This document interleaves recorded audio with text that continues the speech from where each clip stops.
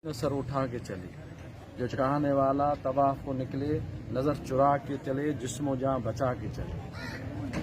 असां तव्हांखे मुबारकबाद था ॾियूं डब्ल्यूटी जे दोस्तनि खे त हुननि अॼु ऐलान कयो आहे त हू अॼु खां पोइ घटि में घटि डमलोटी 8 नंबर में मंशात बर्दाश्त न कंदा।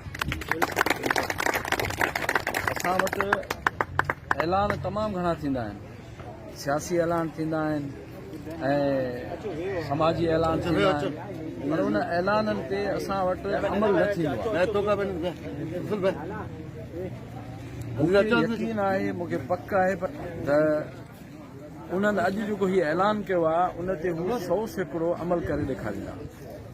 साईं अमर गुल ऐं असांजे ॿियनि दोस्तनि जेका ॻाल्हि कई आहे त मंशात ख़िलाफ़ एहतजाज करणु या मंशात ख़िलाफ़ कार्रवाई करणु को हिकु ॿिनि जी ॻाल्हि न आहे। जहिदे मुसलसल आहे, मुसलसल मॉनिटरिंग करणी आहे, ॾिसणो आहे त किथां जेको आहे सो वरी मंशात शुरू न थी वञे। इहा ॻाल्हि ॾाढी अहम कई आहे साईं अमर, अवां इनशाला हिनखे नोट कयो हूंदो दोस्तनि त मंशात इस्तेमालु करण जो जेको सबबु आहे उहो असां वटि 24 कलाक मौजूदु आहे। कंहिं वक़्तु बि मंशात स्टार्ट थी सघे थी। उहो सबबु आहे असांजो नौजवान, उहो सबबु आहे वालिदैन ऐं नौजवान जे विच में जेका समाजी विथी आहे, गैप आहे, उहो गैप जेसीं ख़तमु न थींदो तेसीं मंशात जेको आहे उहा ख़तमु न थींदो। हिकिड़ो त इहो मसइलो आहे। ॿियो ॻाल्हि हीअ आहे त हिते जेके दोस्त वेठा आहियो उहो आउं सम्झां थो त तव्हां न रुॻो मंशात जे ख़िलाफ़ बग़ावत जो अलम खयो आहे, पर तव्हां मलीर खे बचाइण जो बि अलम खयो आहे।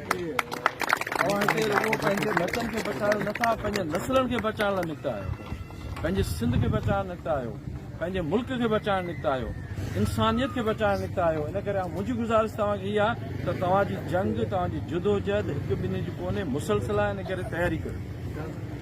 अवामी प्रेस क्लब मलीर असां हिते नेमन ॻोठ में छो खोलियो ऐं जंहिं ॾींहं खां वठी खोलियो आहे हिकिड़ो ॾींहुं, हिकिड़ो लम्हो बि असां सुकून सां न गुज़ारियो आहे। इंतिहाई बेक़रार, इंतिहाई बेचैन, परेशानी जे आलम में कॾहिं हिन फ़ोन तां धमकियूं थियूं अचनि, कॾहिं हुतां फ़ोन ते धमकियूं थियूं अचनि, कॾहिं प्रेस क्लब ते हमिलो करे हुनखे बाइक ॾिनियूं वञनि, कॾहिं चयो थो वञे तो बाबा यहाँ से गुज़रते तुम्हें पता है कैसे तुम घर जा सकोगे। पर असां पंहिंजनि दोस्तनि ते भरोसो कंदे, ख़ुदा ते भरोसो कंदे चयो त असांजो सिर आहे उहो पंहिंजे वतन तां वियो त पोइ